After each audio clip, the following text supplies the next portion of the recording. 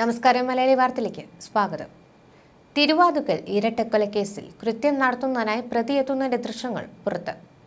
കൊലപാതകത്തിന് മണിക്കൂറുകൾക്ക് മുമ്പ് അമിത് റെയിൽവേ സ്റ്റേഷനിൽ എത്തിയിരുന്നു. ഏകദേശം 1.5 മണിക്കൂർ അവിടെ വെയിറ്റ് ചെയ്തു. അമിത് എടുത്ത പ്ലാറ്റ്ഫോം ടിക്കറ്റ് ശ്രീവത്സം വീട്ടിൽ വെച്ച് നഷ്ടപ്പെട്ടിരുന്നു. ഇതാണ് അന്വേഷണ സംഘത്തിന് കച്ചിത്തുരുമ്പായി മാറിയത്. ഈ പ്ലാറ്റ്ഫോം ടിക്കറ്റിന്റെ അന്വേഷണത്തിലാണ് ഇയാൾ ഇവിടെ എത്തിയിരുന്നുവെന്ന് പോലീസ് ഉറപ്പിച്ചത്. ഇത് ശരിവയ്ക്കുന്ന CCTV ദൃശ്യങ്ങളാണ് ഇപ്പോൾ പുറത്തു വന്നിട്ടുള്ളത്. ഏകദേശം രാത്രി 12 മണി വരെ ഈ റെയിൽവേ സ്റ്റേഷനിൽ അമിത് ഉണ്ടായിരുന്നു. പിന്നാലെ കോട്ടയം റെയിൽവേ സ്റ്റേഷന്റെ മുന്നിൽ വെച്ച് തന്നെ പ്രതി ഒരു ഓട്ടോയിൽ കയറുന്നു. അതിനുശേഷം 12:10 തിരുവാതിക്കൽ ജംഗ്ഷനിൽ വന്നിറങ്ങി. ഒരു പരിഭ്രാന്തിയോ കൂസലോ ഇല്ലാതെയാണ് ഈ പ്രതി വന്നിറങ്ങുന്നതെന്ന് നമുക്ക് CCTV ദൃശ്യങ്ങളിൽ നിന്ന് തന്നെ വ്യക്തമാണ്. വളരെ ലാഘവത്തോടെ ഒരു കൊലപാതകത്തിലേക്ക് പ്രതി പോവുകയാണ്. കുമരകം ഭാഗത്തേക്കാണ് ഈ പ്രതി നടന്നു പോകുന്നത്. അവിടെ വച്ച് ഈ കൊലപാതകം നടക്കുന്ന വീടിന് തൊട്ടുപുറകിലായി പ്രതി എത്തുന്നു. ഏകദേശം 12:35 കൂടിയാണ് കൊലപാതകം നടന്ന വീടിന് സമീപം പ്രതി എത്തിയത്. 1 മണിയോടുകൂടി കൃത്യം നടത്തുന്നു. ശേഷം 3:45 കൂടി കൊലപാതകങ്ങൾക്ക് ശേഷം CCTV DVRുമായി പ്രതി ഇവിടെ നിന്ന് കടക്കുകയാണ്. പിന്നീട് ഈ DVR സമീപത്തുള്ള തോട്ടിലേക്ക് വലിച്ചെറിയുന്നു.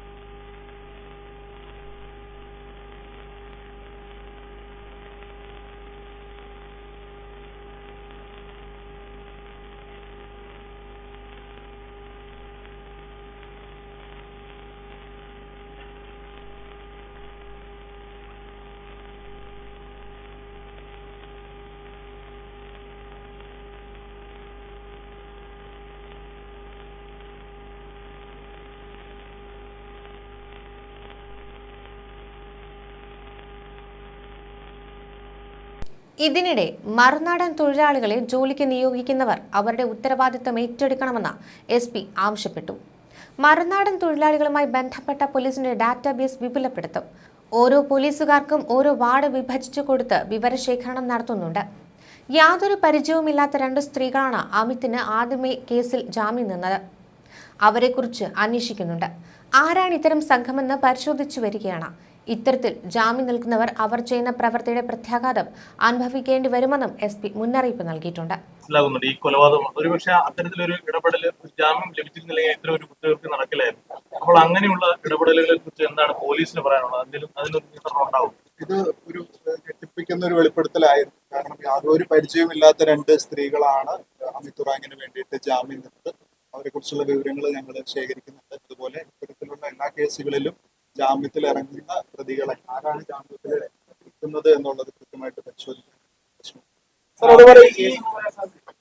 അവർക്ക് കേസല്ല, അവര് എത്രയാണോ ജാമ്യത്തുക അത് കോടതി ഉറപ്പിക്കാൻ സാധിക്കും. അതുകൊണ്ട് ഇത്തരത്തിൽ ജാമ്യം നിൽക്കുന്ന വ്യക്തികൾ അവർ ചെയ്യുന്ന പ്രവൃത്തിക്കുള്ള ഫലം അനുഭവിക്കേണ്ടി വരും. അത് കൃത്യമായിട്ട് എല്ലാവരും നോക്കിക്കണ്ട് പരിചയമുള്ളവർക്ക് വേണ്ടി മാത്രം ജാമ്യം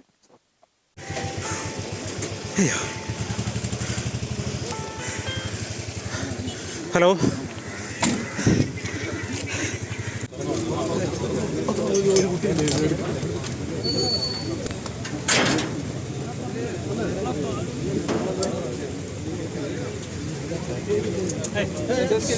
എല്ലാരും കയറുന്നത്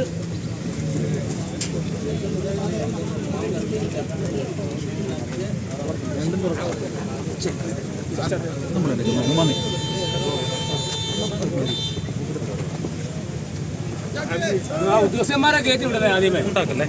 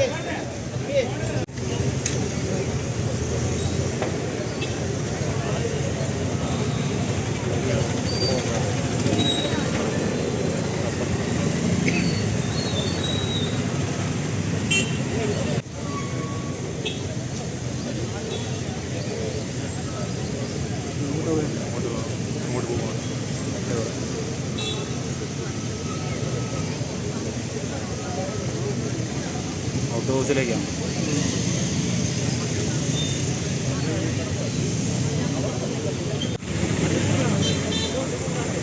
വീഡിയോ നോടാക്കാൻ പറ്റുമോ? വീഡിയോ നോടാക്കാൻ പറ്റുമോ? കേട്ടോ ഞാൻ കാണുന്നില്ല.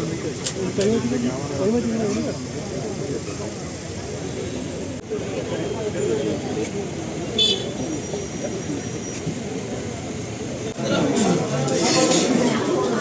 ഇറങ്ങിക്കിടാ.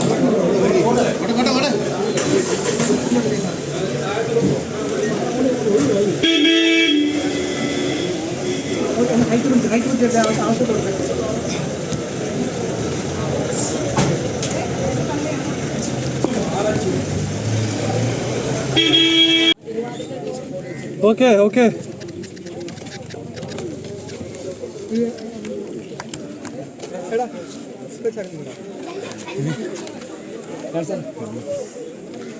കിട്ടുന്നില്ലേ?